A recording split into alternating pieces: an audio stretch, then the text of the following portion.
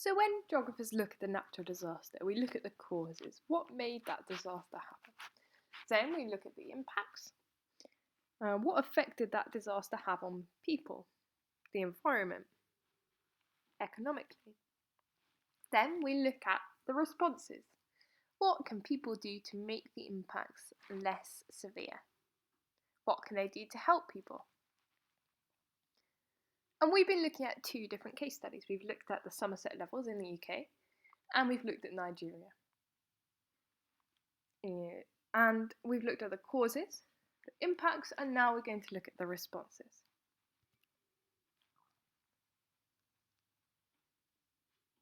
Before the Somerset levels flooded, the Met Office released an amber weather warning. And that let people know that the risk of flooding was very high because they predicted there would be a lot of rainfall. And that let people prepare for the flood. For example, putting sandbags, which are bags filled with sand, around their house to prevent the water getting to their house.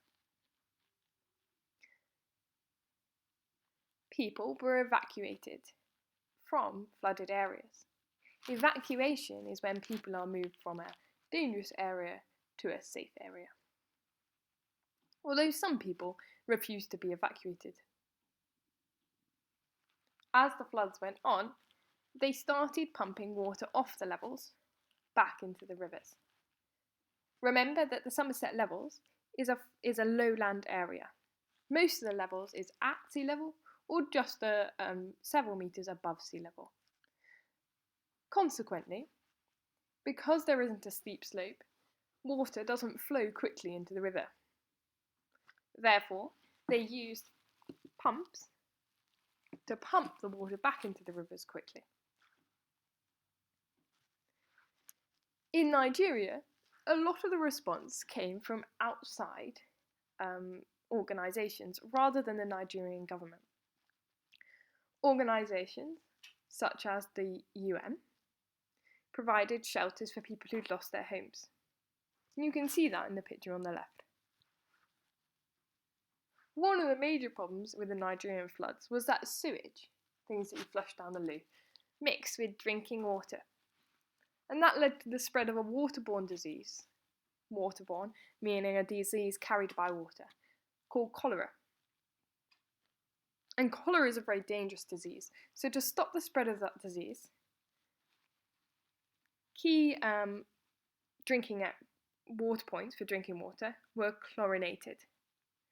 Chlorination is when a chemical called chlorine is added to the water and it kills off any diseases in the water. They also used mobile health clinics run by the World Health Organization. Lots of different countries around the world pay money to the World Health Organization. And the World Health Organization does several things like provide health advice to countries, but it also responds to disasters to prevent people dying from diseases after the flooding. Because one of the key problems with the flooding in Nigeria was that not only did people die from the floods itself, from the water, but they continued to die from the spread of diseases after the water had gone down. And we know that there are only 4 doctors for every 10,000 people in Nigeria. So if someone needs healthcare, it can be quite difficult for them to receive it. The mobile health clinics help solve this problem because they could drive around to flood-affected areas and provide healthcare to those people who needed it the most. I've summarised the responses on the table on the board. Remember that the UK is our example of a flood event in a HIC, and Nigeria is our example of a flood event in an NEE.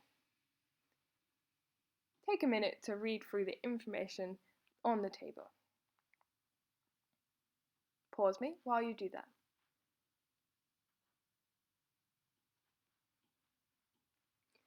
So what were the key differences between the two responses?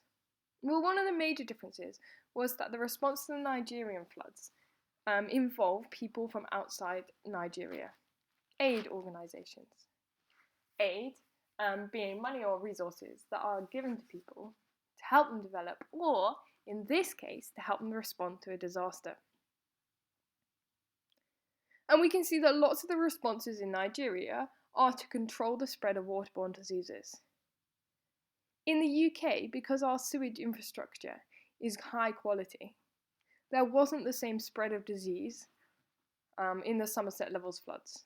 There was some disease spread, but only among cattle.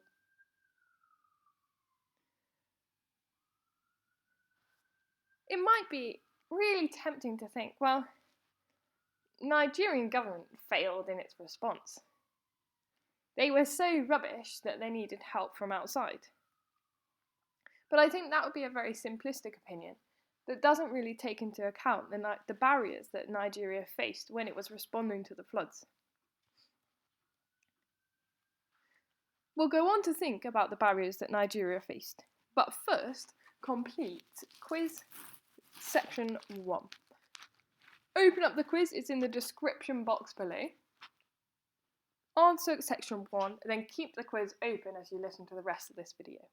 Pause me while you do that.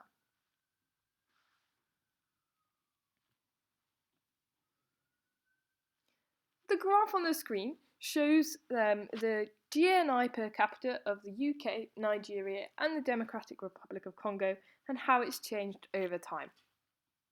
GNI per capita, tell your screen what that is.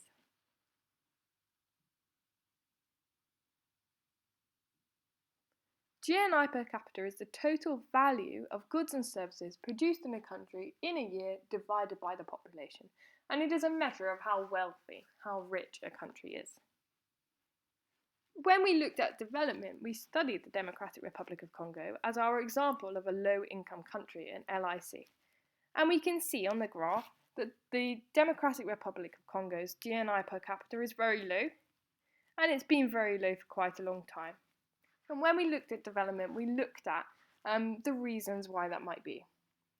We know that Democratic Republic of Congo has a civil war, that the government has a problem with corruption, and so on. When we look at the GNI per capita of Nigeria, it's a different story. We can see that it is relatively low, but it's increased rapidly. And that's because Nigeria is an NEE, it's a newly emerging economy. That's a country that's stopped being an LIC. Its economy is growing, it's producing more goods and services, and it's getting richer.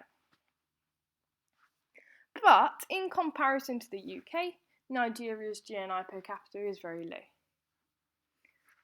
And having a low GNI per capita creates problems for the government. If a country has a low GNI per capita,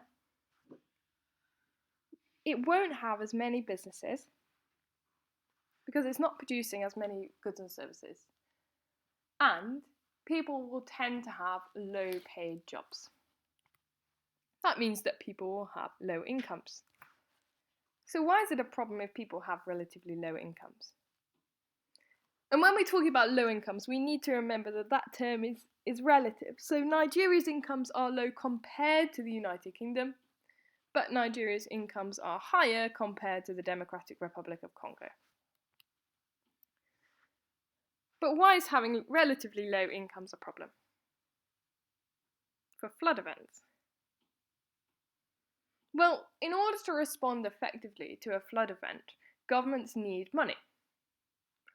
For example, in the UK, the government spent that money on buying in pumps to pump out the water, or bringing in extra police to tackle crime. So where did the UK get its money from? Well, people in the UK have high incomes. There are lots of businesses, and both businesses and people pay tax to the government. The government then uses these tax revenues to pay for public services like police, hospitals and education, and also responses to disasters like flooding. In contrast, in Nigeria, people have lower incomes than the UK. This means that the government doesn't receive as much tax. So the tax revenues are lower, leaving less money for the government to spend on police, healthcare and education. And once they've covered those essential things, there's even less money to spend on disasters like flooding. And this means that the Nigerian government needs help from outside, from aid agencies, to cope with the flooding. Because the aid came from foreign countries, there was more of a delay in the help that people received because they had to wait for the aid to come in from overseas. Another barrier that the Nigerian government faced that made their response less effective was the sheer scale of the flooding. The areas affected in Nigeria were a lot larger than the areas affected by flooding in the Somerset levels. And we can see that when we look at these two maps. Here we've got the Niger River and the Benue River in Nigeria. And we can see that in 2018, several states were flooded. When we look at the Somerset Levels flood event, look, here's the map of the UK.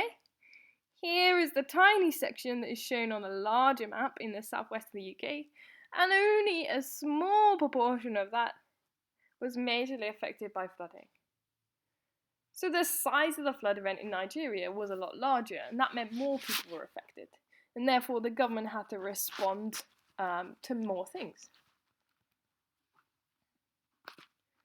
I'm just going to use this to show, bear with me a sec, to show the size of the Nigerian floods compared to the floods in the UK. Here we go. Right, so we've got Nigeria here. Get rid of that annoying little thing.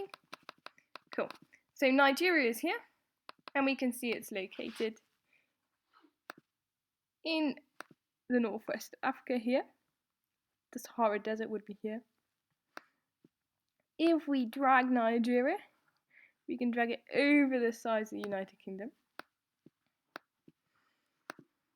Resuming. Can we see that the Nigeria as a country is a lot larger than the United Kingdom? So not only was the country larger, but the proportion, so the percentage of the area that was flooded within Nigeria was higher. So the flood in Nigeria was a lot larger than the flood that happened in the United Kingdom in Somerset. Right. Let's get back to our PowerPoint. What you're going to do now is complete the quiz, section 2. And when you've completed the quiz, you can submit it, and that is the end of today's lesson.